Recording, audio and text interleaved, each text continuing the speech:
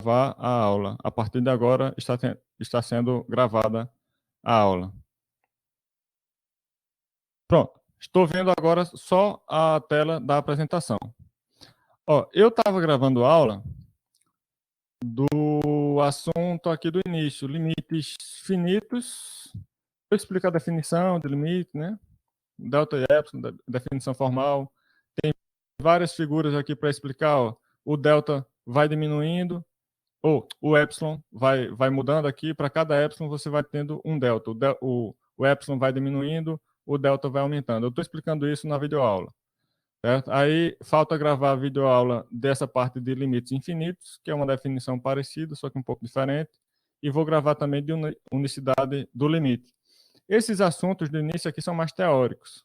Aí as contas começam a aparecer na seção aqui, limite herdado de uma extensão. Que é o seguinte, eu vou começar a explicar a partir daqui. Como se, assim, os assuntos do início eu estou deixando para as videoaulas e o assunto, a partir dessa seção, limite herdado de uma extensão, eu vou deixar para agora, né? Tá valendo de agora esse assunto. Agora eu quero saber de vocês uma coisa. Alguém, quer dizer, vocês estão vendo o cursor do mouse? Alguém pode falar aí no microfone, por favor? O cursor do mouse, a setinha? Dá para ver sim, professor. Pronto, beleza, obrigado. Pronto, então, a partir dessa sessão, eu começo a explicar o seguinte, que nós sabemos de cálculo 1 calcular limites, né? Limites de funções. E sequências são um tipo de função. Então, eu vou aproveitar aqui as informações, os conhecimentos que nós temos sobre limites de funções para, a partir de limites de funções, calcular limites de sequências. Se uma sequência AN é definida por meio de uma função através da igualdade AN igual a f de n para todo n natural suficientemente grande, que significa todo n num conjunto da forma que pega todos os naturais a partir de um natural fixado. Por exemplo, todos os naturais a partir de 5. Sequências são funções cujo domínio é dessa forma. Todos os naturais a partir de 7, todos os naturais a partir de 0. Certo? Sequência é apenas isso, uma função cujo domínio tem essa forma. Ela não é definida em intervalos de números reais. Ela é definida em conjuntos que são dessa forma. Aí, frequentemente, você define sequências aproveitando funções que já estão definidas para domínios maiores. Você tem lá uma função 1 sobre x, por exemplo. Essa função é definida para todo x diferente de zero. Para todo x real diferente de zero, não apenas natural. Aí você quer definir uma sequência a partir dessa função. Aí coloca AN igual a 1 sobre N, que é o quê? É basicamente pegar a função que eu já tinha, f de x igual a 1 sobre x, e no lugar de x colocar o N.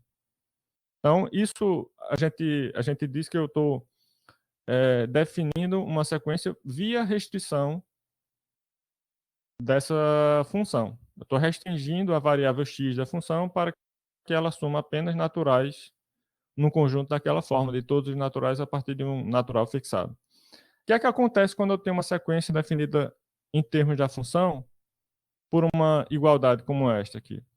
Vai acontecer que o limite que a função tiver, a sequência também vai ter. Se a função tiver um limite L, então a sequência vai ter o mesmo limite L. É essa a ideia que eu estou explicando aqui e que eu vou mostrar nos exemplos daqui a pouco. Esse L aqui, ó, é o limite e eu estou dizendo que ele está em R barra. Esse conjunto aqui, R barra, eita, passei aqui sem querer. Esse conjunto R barra é o conjunto dos números reais junto com dois símbolozinhos. Eu estou definindo isso, eu acho que nessa parte aqui de limites infinitos, você vai ter a definição aqui do R barra. Deixa eu voltar lá. Pronto, aqui, ó. R barra é reais junto com dois símbolos. Porque quando a gente fala número real, isso não inclui infinito, né? É só número mesmo, infinito não é número. Mas no R barra, o infinito vai estar, tanto menos infinito quanto mais infinito. É uma forma de economizar palavra, economizar texto, na hora que eu quiser me referir a um limite que não precisa ser finito. Quando eu quiser me referir a um limite que não precisa ser finito, ou seja, pode ser um número, mas pode ser mais ou menos infinito, eu vou usar esse conjuntinho aqui, R barra. Então, L em R barra significa que L é um número real, ou menos infinito, ou mais infinito. E aqui eu estou listando propriedades desses infinitos aí. O que é que eu posso dizer sobre infinito? Relações entre esses infinitos, dos infinitos com números e operações também que podem ser efetuadas com esses infinitos. Eu posso dizer, por exemplo, que todo número real é um número entre menos infinito e mais infinito, certo? Bem razoável. Eu posso dizer que menos infinito é menor do que mais infinito. Eu posso dizer que menos, entre parênteses, mais infinito é igual a menos infinito. Ou seja, eu estou trocando sinal aqui. Menos infinito é mais infinito. Então, são coisas bem razoáveis que eu estou enunciando aqui para que isso seja assim um conjunto de princípios, né, para lidar com o infinito. Então, eu vou dizer que um elemento de R barra é infinito se ele é mais infinito ou menos infinito. Caso contrário, ele é finito. Pronto. Voltando lá, nessa proposição, eu vou mostrar agora um exemplo. Suponha que eu queira calcular o limite da sequência k vezes seno de 1 sobre k, onde k varia de 1 até infinito. Eu estou explicando essa notação de sequências no primeiro vídeo lá do canal do YouTube. Aí eu quero calcular o limite dessa sequência. É fácil fazer isso se você percebe que essa sequência é a restrição de uma função f de x igual a x vezes seno de 1 sobre x. E essa função pode ser escrita dessa forma, e então o limite dela pode ser calculado assim. Ou seja, eu estou aproveitando conhecimentos prévios lá de cálculo 1. A gente aprende em cálculo 1 a calcular limites de funções como esta, que é o que eu estou fazendo aqui. Essa continha aqui de baixo, isso aqui não é cálculo 4, isso aqui é cálculo 1. Certo? Calcule limite de 1 sobre x sobre 1 sobre x. Aí você pode perceber aqui que, à medida que o x tende a mais infinito, 1 sobre x tende a zero pela direita.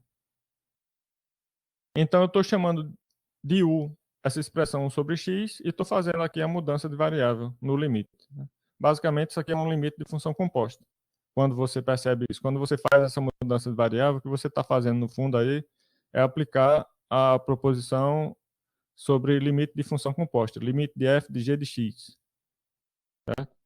Aí, e agora eu faço o que aqui? Ficou seno de u sobre u. Quando u tende a zero, seja pela esquerda ou pela direita, seno de u sobre u tende a 1. Isso é uma propriedade conhecida como limite fundamental trigonométrico. Né?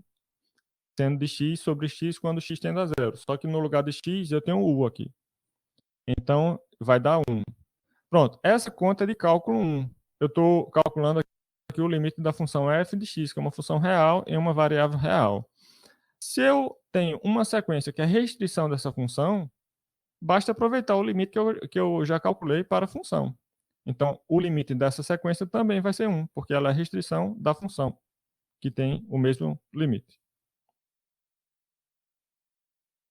É claro que a recíproca da proposição 3 é falsa, ou seja, a gente pode repassar conclusões da função para a sequência. Se a função tem um determinado limite, a sequência também vai ser. Mas não vale voltar. Não é se a sequência tem um limite, então a função vai ter. Não vale isso. É isso que eu estou dizendo aqui. Mas isso aqui é só para você ficar mais ligado. Né? Não tentar usar a proposição 3 da maneira errada. É sempre da função para a sequência que você pode repassar conclusões. Vamos adiante aqui. Eu tenho um exemplo de, novamente, a mesma coisa, né? Você tem uma sequência aqui AK, definida como ln de K sobre K. O K, ele assume apenas valores naturais a partir de 1, segundo está indicado aqui, ó. 1, 2, 3, para. Então, essa é a sequência AK. ela é uma restrição da função f de x igual a ln de x sobre x, definida para x positivo. Por que que o domínio é x positivo? Porque eu tenho um ln aqui. E o ln, só existe ln de número positivo. Logaritmo, em geral, o domínio é números positivos. Logaritmo na base tal do número tal. Aí, esse tipo de função, se você considera a variável independente aqui no logaritmando, então essa variável independente só pode assumir números positivos. Então, a sequência é uma restrição da função. O domínio da sequência está contido no domínio da função e a fórmula da sequência é basicamente a fórmula da função com uma variável k no lugar da variável x. Então, basta calcular o limite da função, que aí eu já sei imediatamente o limite da sequência. Então, vamos para o limite da função. O que é que você faz aqui em cálculo 1 para calcular o limite dessa função quando x tende a mais infinito? Sim, uma observação importante. Em sequências, todos os limites são n ou k, seja lá qual for a variável da sequência, tendendo a mais infinito. Isso eu estou explicando na primeira aula, no primeiro vídeo lá que eu publiquei. Aqui, por exemplo, ó, o limite quando eu falo assim, o limite da sequência tal é 1, esse limite é limite quando k vai para mais infinito. Sendo que em sequências, às vezes a gente omite o sinal do infinito e escreve apenas infinito, porque em sequências sempre vai ser mais infinito. Porque o domínio dela é sempre crescendo para cima, para os números naturais cada vez maiores. Então, vai para mais infinito. Para funções é que você tem que especificar o sinal, né? Funções reais em geral, você tem que especificar se é para mais infinito ou menos infinito. Mas sequências é sempre para mais infinito e por causa disso você omite aqui ó, o sinal no infinito. Pronto, então em cálculo 1, o que é que você faz para calcular o limite desta função quando x tende a mais infinito? Você pode aplicar L'Hopital. E é isso que eu estou fazendo aqui. Ó. Você vai perceber que essa função é um quociente de outras duas, ln de x sobre x. Então, eu vou chamar de g a função ln de x e vou chamar de h a função x. L'Hopital diz o quê? L'Hopital diz que quando eu tenho um quociente de funções assim, g de x sobre h de x, eu derivo em cima, derivo embaixo e calculo o limite de cima e de baixo. Né? O limite de f de x é igual ao limite da derivada de g dividido pelo limite da derivada de h. Então, o limite de ln, quer dizer, a derivada de g de x é 1 sobre x, né? Derivada de ln aqui, de x, é 1 sobre x, então fica com limite de 1 sobre x, é zero. E embaixo, limite de constante. A derivada de h ficou uma constante aqui, porque h de x é igual a x. Limite de constante é a própria constante. Então, 0 sobre 1 dá zero. Isso me diz que o limite de f é zero. Portanto, pela proposição 3 aqui, o limite da sequência vai ser também zero, porque a sequência é uma restrição da função. Pronto, é isso que eu estou explicando basicamente nessa seção limite herdado de uma extensão. Como aproveitar informações da função real para repassar essas conclusões para a sequência, que é uma restrição da função. Uma observação é que, na hora de aplicar o L'Hopital, a gente aplica para a função real, em uma variável real, e não para a sequência. É o que eu estou fazendo aqui, veja. Eu não estou aplicando L'Hopital na sequência, eu estou aplicando L'Hopital na função. Aí é um erro comum isso, você, na hora de resolver a questão, aplicar L'Hopital na sequência, porque isso fica feio. Fica feio e está errado. Porque sequência não é o tipo de função que a gente deriva. A sequência tem um domínio que não é uma união de intervalos, é domínio formado por naturais apenas, e esse tipo de domínio a gente não considera não para derivada. Poderia até forçar a barra e tentar definir, vamos lá, definição de sequência. A definição seria a mesma, só que devido a essa característica topológica do domínio, uma derivada de uma sequência poderia dar qualquer valor. É uma coisa assim patológica, pode dar qualquer coisa. Então, para simplificar, vamos dizer que não existe, tá? derivada de sequência não existe. Aí agora entra na parte de propriedades operatórias dos limites, que é também uma coisa simples que vocês lembram de cálculo 1. Propriedades operatórias é aquela coisa, limite produto, produto dos limites, limite quociente é o quociente dos limites, né? Não confundir com derivada, que no caso da derivada, a derivada do quociente não é o quociente da derivada, vai ser a derivada do primeiro vezes o segundo, enfim, menos o derivado do segundo vezes o primeiro, enfim. No caso de limites é até mais fácil, porque limite da soma é a soma dos limites, limite do produto é o produto dos limites, limite do quociente é o quociente dos limites. É isso que eu estou explicando aqui. E eu estou provando as proposições. As demonstrações vocês podem pular, tá? Mas eu estou querendo manter aqui deixar o material mais completo possível, então eu incluí, inclusive, demonstrações longas de, eu acho que umas 20 páginas aí vai ter as demonstrações. Pode pular, tranquilo. Não vou exigir isso, não. Esse lema é só para provar essa proposição. Está aqui a prova do lema, é um resultado auxiliar que permite a prova da proposição. E essa proposição é a principal que a gente vai usar mesmo na prática. É o que eu estou enunciando aqui, ó. Limite da soma é o quê? É a soma dos limites. Desde que estes dois limites aqui no segundo membro existam, né? Finitos ou infinitos, e a operação indicada entre eles, que é a operação de mais, esteja bem definida. O que é que significa isso? Já que eu estou considerando também a possibilidade desses dois limites aqui serem infinitos, eu permito que isso aconteça, eu permito que eles sejam infinitos, mas eu quero que a soma deles seja bem definida. Porque poderia acontecer o seguinte: infinito menos infinito. Quanto é infinito menos infinito? Isso é uma indefinição. Então, é, só um momentinho. Eu acho que de vez em quando é bom eu sair da tela aqui e voltar na, na tela do chat para ver se a internet não caiu, porque se a internet caiu, aí eu vou estar falando sozinho aqui e ninguém vai poder me avisar que caiu, né? Aí de vez em quando eu vou sair daqui da tela para dar uma olhada se está tudo ok. Pronto, beleza, vou voltar lá. Então, o único cuidado que você deve ter na hora de aplicar essa fórmula é essa. É isso, cuidado.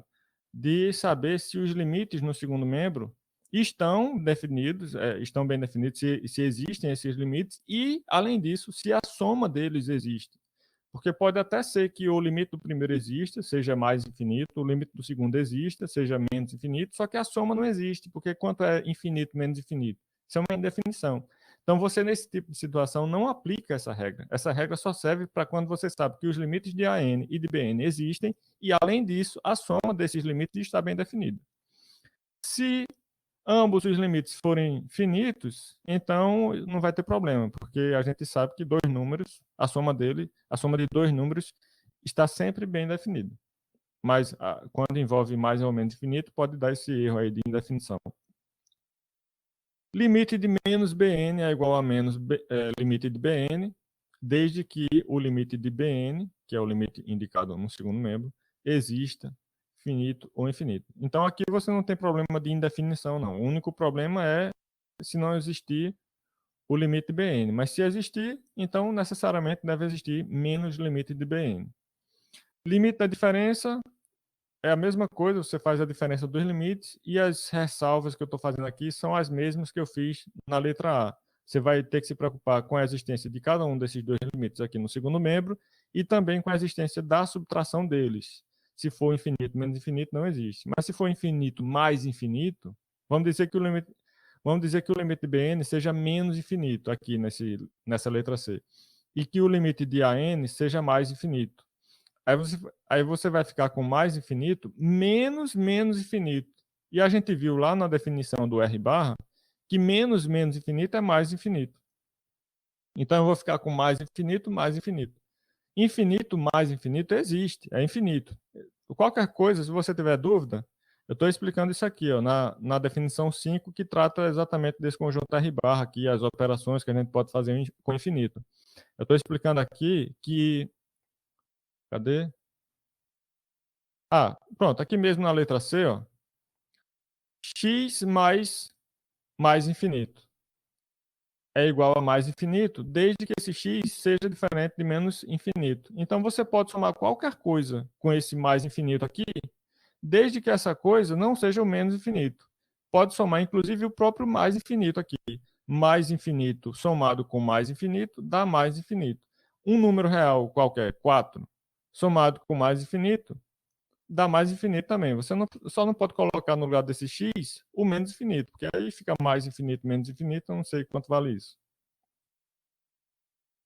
Alguma dúvida até agora?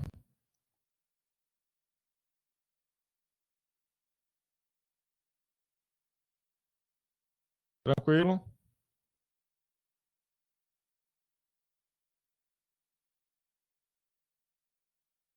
Pronto. Então, eu estou enunciando várias propriedades operatórias aqui dos limites. O limite produto é o produto dos limites, desde que esses dois limites aqui existam e que a operação entre eles esteja bem definida. Limite de 1 sobre Bn é 1 sobre o limite de Bn, desde que o limite indicado no denominador do segundo membro existe, que é isso aqui, finito ou infinito, e a operação de inversão multiplicativa, que é esse 1 sobre aqui, esteja bem definida para ele. Quando é que essa operação de inversão multiplicativa não está bem definida? Quando você tenta inverter, por exemplo, o número 0. Mas fora isso, é tranquilo. Há um único número que não tem inverso multiplicativo é o 0. Até o mais infinito e o menos infinito tem inverso multiplicativo. 1 sobre mais infinito é 0. 1 sobre menos infinito é 0 também. Então, o único problema que pode dar aqui, além da não existência do limite de Bn, é se esse limite de Bn for 0. Mas se isso não acontecer, você pode aplicar essa forma. E o limite do quociente é o quociente dos limites com as mesmas ressalvas que eu fiz aqui em cima sobre essa existência de inverso multiplicativo, que no caso aqui se traduz em existência de quociente. Pronto. Estou provando aqui essa proposição. Ó, 4 páginas, 5, 6, 7, 8, 9, 10, 11, 12, 13, 14. 14 páginas e ainda faltou o quadradinho aqui para indicar que a demonstração acabou. Depois eu vou editar aqui. Mas tudo bem, não precisa se preocupar não com a demonstração.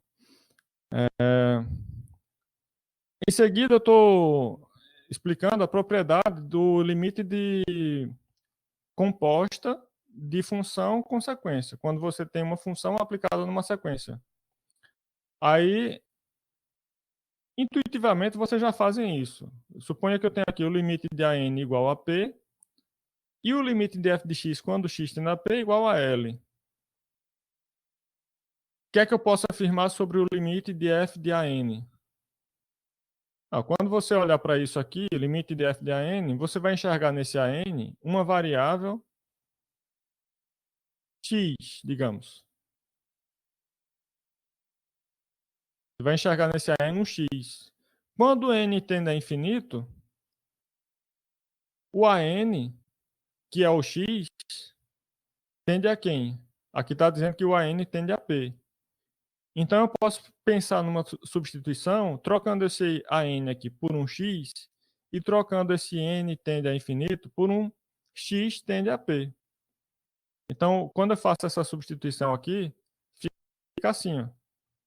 Ao invés de limite de f de AN quando n tende a infinito, eu fico com limite de f de x quando x tende a P. Que é quanto? Que é L. Então, é isso que eu estou explicando aqui. Só que eu estou separando por casos para explicar as condições sobre as quais você pode fazer essa substituição, digamos assim. É uma coisa bem natural que as pessoas fazem assim, sem se preocupar com as condições que garantem que isso funciona. Automaticamente, você já faz isso aí. Eu tenho o limite de f de AN, quando n tende a infinito. Eu sei que esse AN tende a P quando n tende a infinito, então eu vou trocar esse AN por um x. Aí vai ficar f de x. E o x agora tende aonde? Eu estou dizendo aqui que quando n tende a infinito, o AN que eu estou chamando de x tende a P. Então eu vou trocar esse n tende a infinito por um x tende a P. É isso que as pessoas fazem. E é isso que eu estou explicando aqui.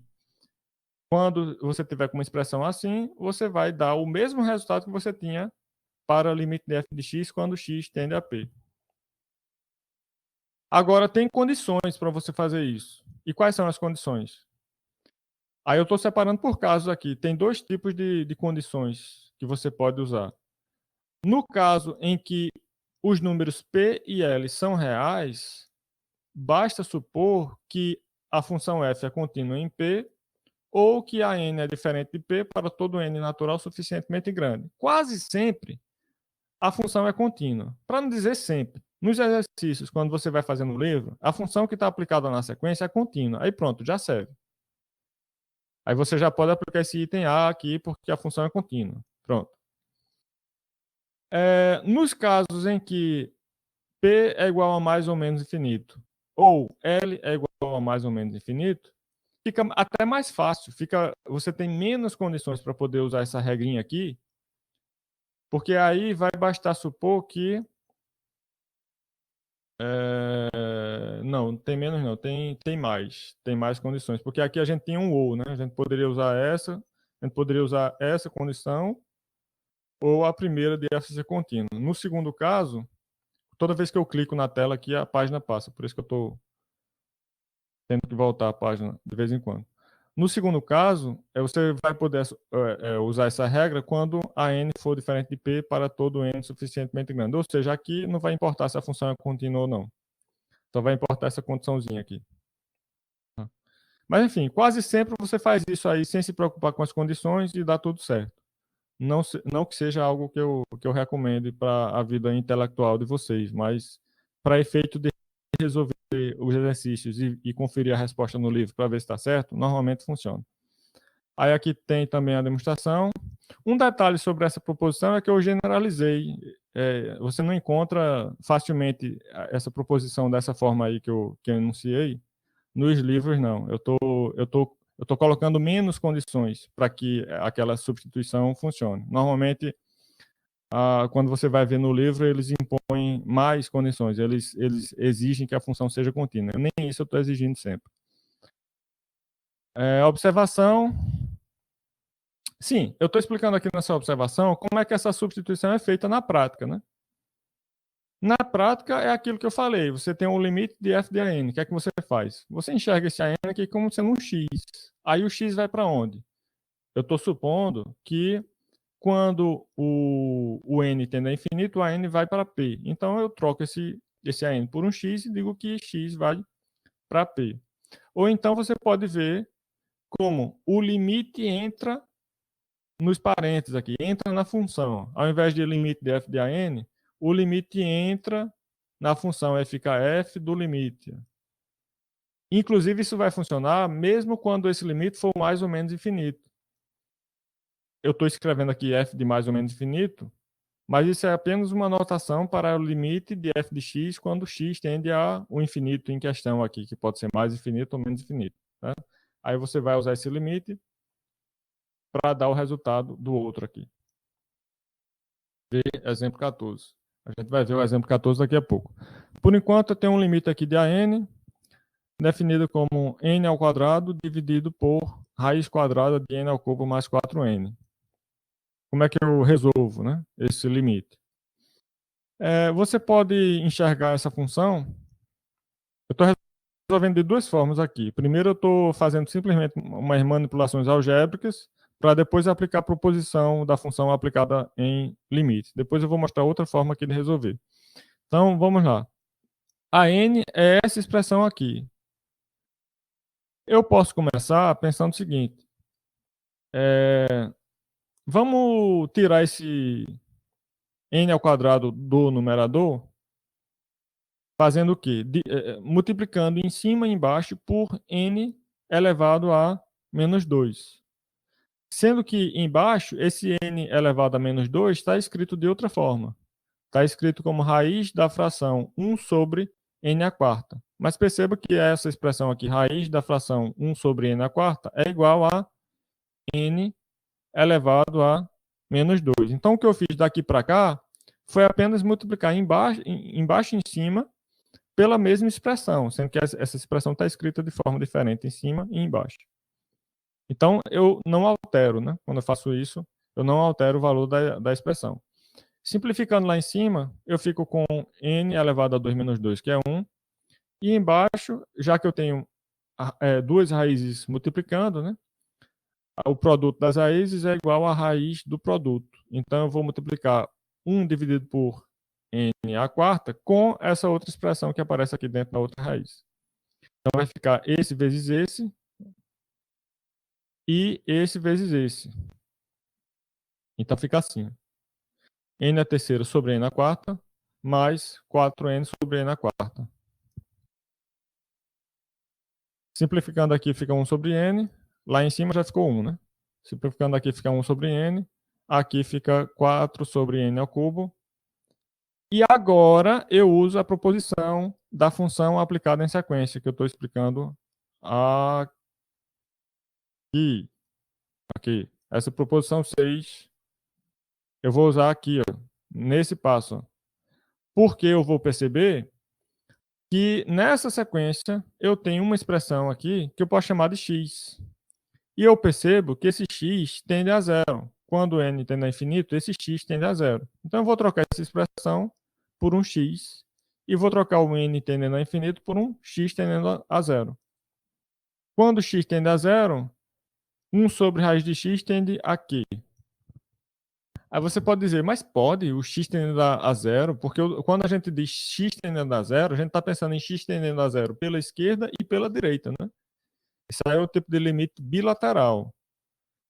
E aí a raiz quadrada só está definida à direita do zero, não está definida à esquerda. Como é que pode isso? Eu posso dizer que o limite bilateral dessa função existe? Não é só o limite à direita, não? Quando x tende a zero pela direita. Eu afirmo que esse limite existe.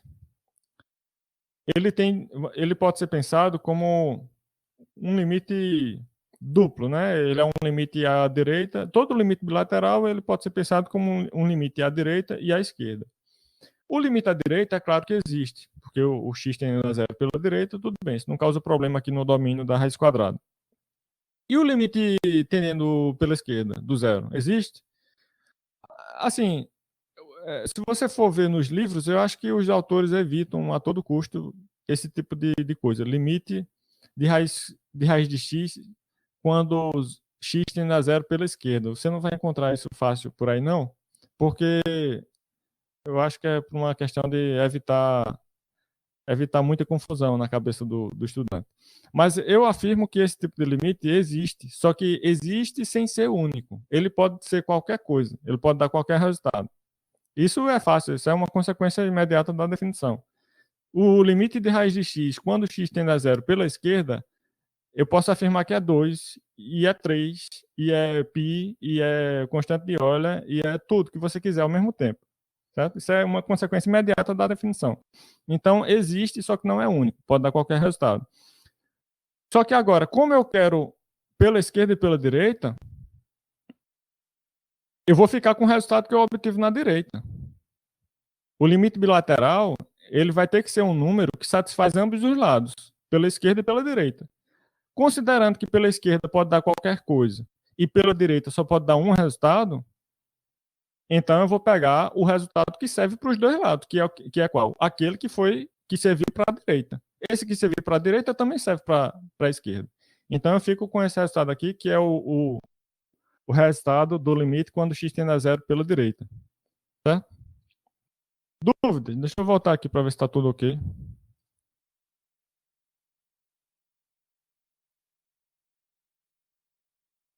Diga.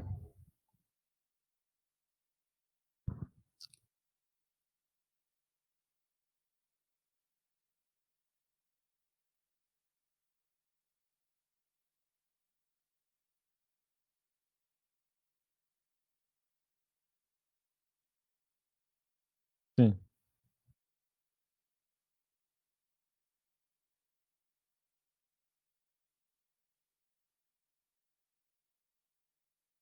Não, não é porque entra no campo dos complexos, não. É porque na definição de limite vai ter uma implicação lá. Deixa eu voltar na definição de limite aqui. Isso vale tanto para o limite finito quanto para o limite infinito. A definição de limite é essa aqui.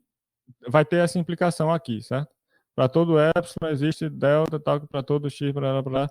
Não, na verdade, não é nem essa a definição, é a definição de função, de limite de função. Mas eu não tenho essa definição aqui. De qualquer forma, a definição de limite de função é parecida com essa. O que é que acontece quando você tenta calcular um limite como aquele de raiz de x, quando o x tende a zero pela esquerda? O que acontece é que não vai ter ninguém no domínio da função. Pela esquerda, no domínio da função, não tem ninguém. Aí termina que essa implicação é do tipo, se tal coisa é impossível acontecer, então o resultado é tanto. Fica uma implicação partindo de uma premissa absurda. Por isso que pode dar qualquer valor. Basicamente, o que está sendo dito aqui para todo epsilon positivo existe um delta positivo, tal que para todo n no domínio da função, que no caso é uma sequência, se esse n estiver em tal lugar, então o valor do limite é tanto. Basicamente é isso que está sendo dito aqui.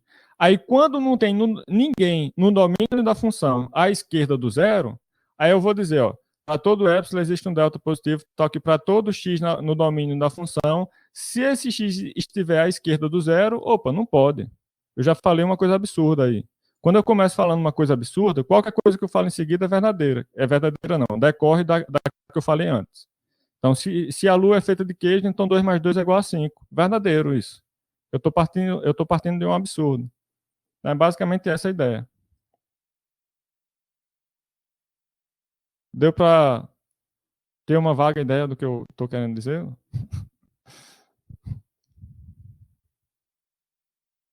Pronto, é mais ou menos isso aí. Para todo x no domínio da função que está à esquerda de zero, esse x. Aí você pode falar qualquer coisa sobre o x. Já que ele não existe, na matemática vale isso. Se você invoca um elemento do conjunto vazio, esse elemento você pode dizer qualquer coisa sobre ele. Para todo x pertencente ao conjunto vazio, esse x é um número real que é elevado ao quadrado da menos 1. Verdadeiro isso.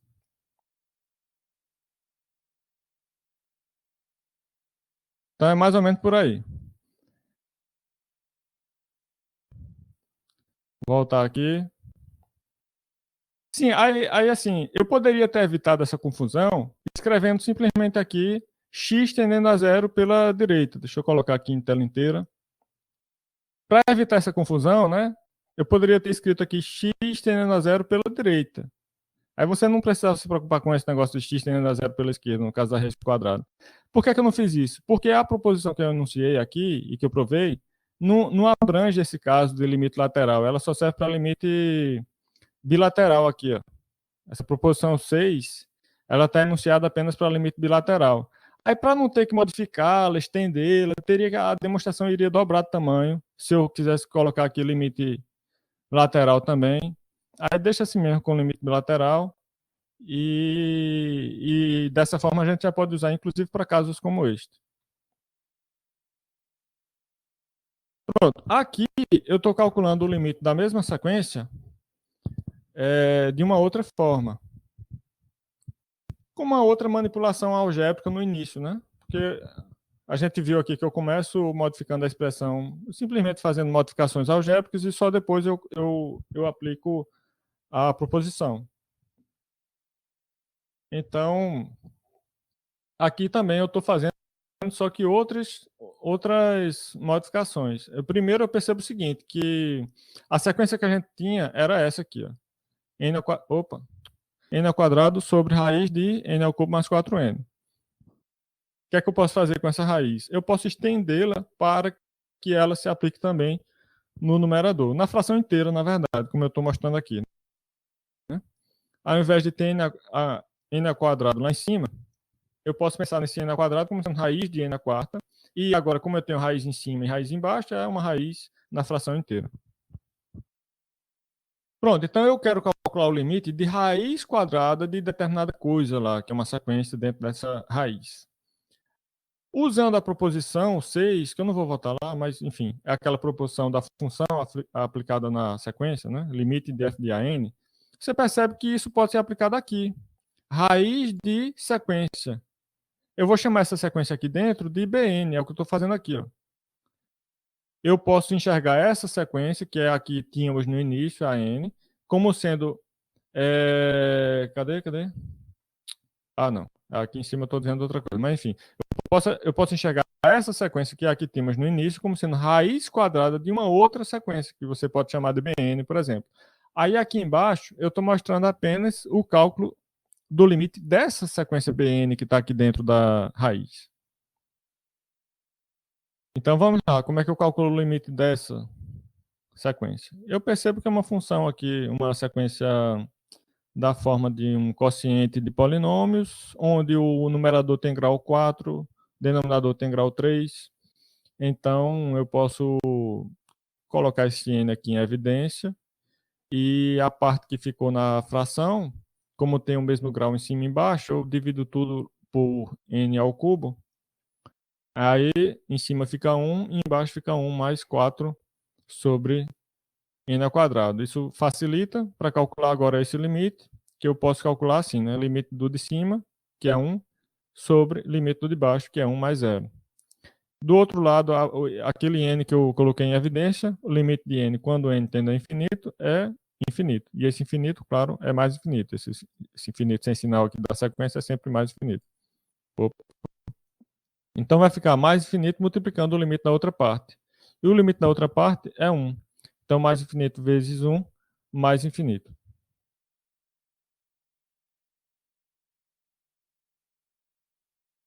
Mais um exemplo. Se alguém tiver dúvida, fale. Viu? Mais um exemplo. Calcule o limite de AN, dada por AN igual a arco tangente de LN de N. Esse é o exemplo 14 que eu tinha falado antes. Ver exemplo 14. Porque ele é um exemplo de manipulação como esta aqui, ó, onde você tem limite de f de AN e o limite de AN é infinito. Aí você pode enxergar esse infinito como sendo até mesmo um elemento do domínio da função. F é aplicado no infinito, mas isso é claro que é só um abuso de notação. Então, bom, aqui é para enfatizar um caso em que o limite da sequência que está dentro da função tende a mais ou menos infinito. O limite da sequência é mais ou menos infinito. Então, vamos lá. Quem é o limite da sequência? A sequência é essa sequência só a parte de dentro aqui, ó, que está dentro do arco tangente. Ou seja, o LN. Ela tende para mais infinito, quando n tende a infinito. Isso a gente sabe de cálculo 1. Isso vale para funções e, claro, vale para sequências também, utilizando aquela propriedade da restrição da sequência que restringe a função. Então, eu tenho o limite da sequência que está dentro da função, que é este aqui, e sei também calcular o limite da função quando a variável dela tende exatamente para o limite da sequência. Então, isso favorece a utilização daquela propriedade de limite de composto de função com sequência, que é esta aqui. Eu, basicamente, mudo a variável, né? Esse ln eu estou chamando de x, e o ln tende para onde? O ln está tendendo para mais infinito. Então, eu vou dizer que o x está tendendo a mais infinito. Quando o x tende a mais infinito, o arco tangente de x tende aqui. O arco tangente de x tende a π sobre 2. Lembre-se que o arco tangente de x é definido como um valor y, cuja tangente é x. Só que este valor y é tomado no intervalo de menos π sobre 2, de menos π sobre 2 a π sobre 2. Então, quando eu penso em arco tangente de x, eu estou pensando num valor y de menos π sobre 2 até π sobre 2, cuja tangente é x. Qual é o y cuja tangente é mais infinito? E esse y suponha que está no intervalo de menos infinito, ou de menos π sobre 2 até mais π sobre 2. O único y que está nesse intervalo, cuja tangente é mais infinito, é esse aqui, π sobre 2. Tangente de π sobre 2 é mais infinito, né? Se a gente pensar em limite da tangente quando x tende a mais infinito. Limite da tangente quando a variável da tangente tende a π sobre 2, a tangente tende a mais infinito.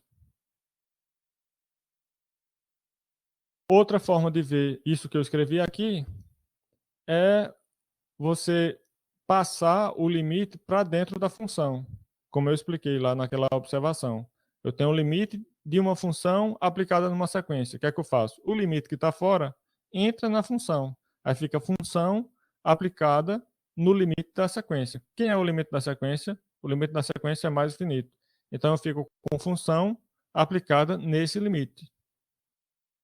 E o que é que eu quero dizer com função aplicada nesse limite? Já que é um limite infinito, isso não é muito comum a gente ver isso, função aplicada em mais infinito. Mas o que eu quero dizer aqui é apenas o limite dessa função quando a variável dela tende a mais infinita. É só uma forma diferente de escrever. Eu estou permitindo esse tipo de abuso de notação aqui.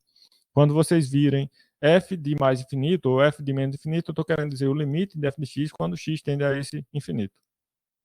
Então, esse valor vai ser π sobre 2. Pronto, tem exercícios aqui e eu acho que são esses exercícios que eu vou pedir para vocês fazerem. Não só esses, mas também os da próxima aula, os das aulas 3 e 4. Depois eu vou mandar direitinho para vocês. Os das aulas 3 e 4 eu vou pedir para vocês fazerem. Já acabou o assunto da aula 3. 3 horas, mas rapaz, é bom, viu? Dar aula síncrona dá muito menos trabalho. Dá muito, infinitamente menor o trabalho de aula síncrona. Eu acho que eu vou ficar dando aula síncrona sempre que eu puder, com um assunto, inclusive, não só com perguntas, porque senão não consigo não fazer tanta aula gravada, não. Então, eu vou parar por aqui hoje. Foi bom, temos em 1h15 falamos do assunto, terminando o assunto, e eu expliquei tudo da metodologia e tal. Claro, eu não falei da parte inicial desse assunto, mas é justamente a parte que vocês não gostam de estudar, né? Aquelas definições lá de limite, isso eu vou explicar em videoaula. Quem não quiser, passa. Né? Aí, na próxima quinta, nós vamos ter novamente aula de conteúdo, não vai ter pergunta, não. Eu vou dar um tempinho para vocês estudarem. Essa semana, recuperem o assunto da semana passada, que está gravado em videoaula. E aí eu vou mandar para vocês os exercícios, vocês fazem essa semana, me entregam, sei lá, vou dar um prazo lá. E na próxima semana a gente discute os exercícios que vocês vão ter resolvido, tá? Daqui a pouco eu vou dar aula para outra turma. Então vai ser o mesmo assunto. Mas tudo bem. Se alguém dessa turma perdeu aula, eu não sei se vai ter como assistir na outra. Eu não sei como é que funciona esse ambiente aqui, se ele permite, porque vocês estão. Mas de qualquer forma, fica gravado, não tem problema não. Quem perdeu aula, depois isso aqui está sendo gravado, aí eu disponibilizo lá, você pode assistir. Dúvidas?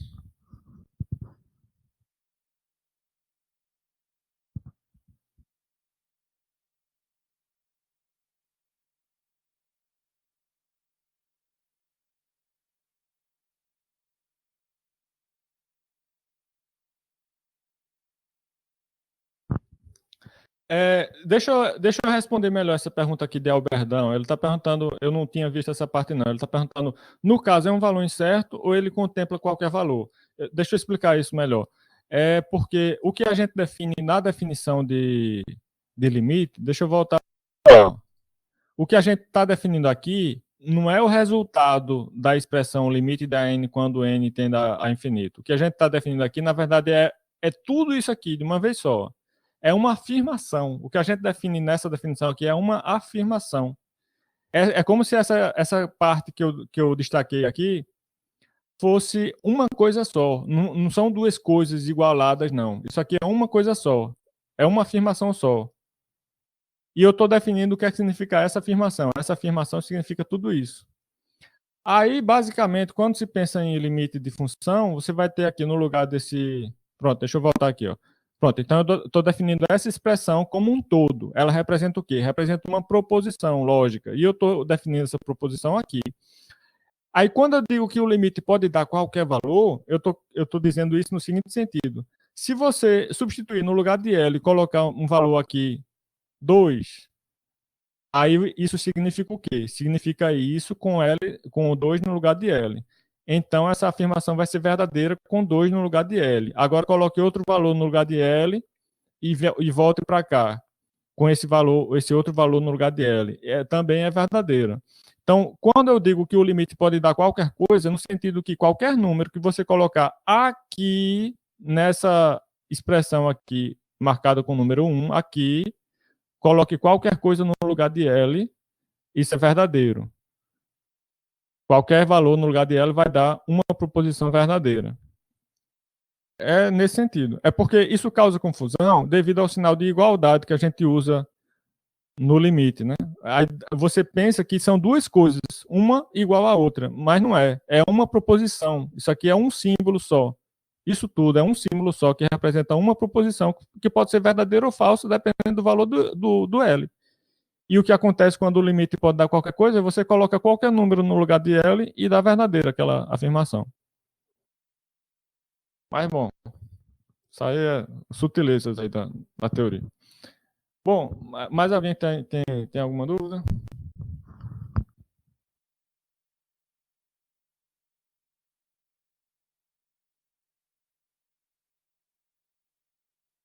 Dúvidas do assunto que eu publiquei nos vídeos também, se tiverem dúvidas, aproveitem.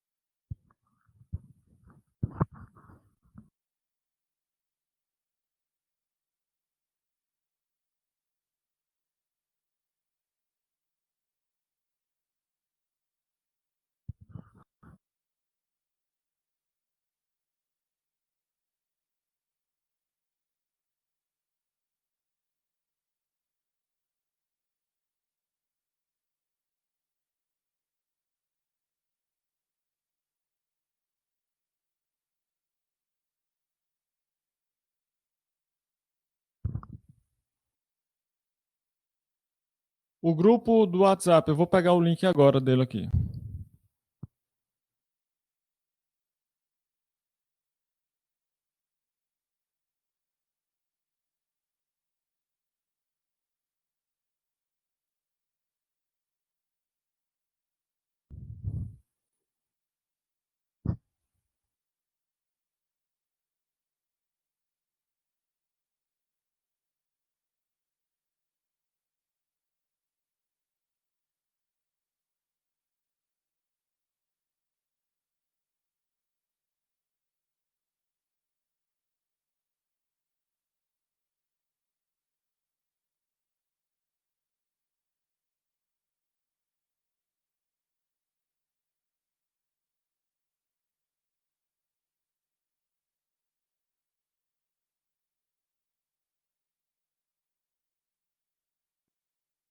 Aí lá no grupo de WhatsApp você encontra links para o canal do YouTube e também para o site da disciplina. Eu vou encerrar aqui a gravação. Se alguém tiver mais dúvidas, tem não, né? Pronto, então eu vou encerrar aqui a gravação.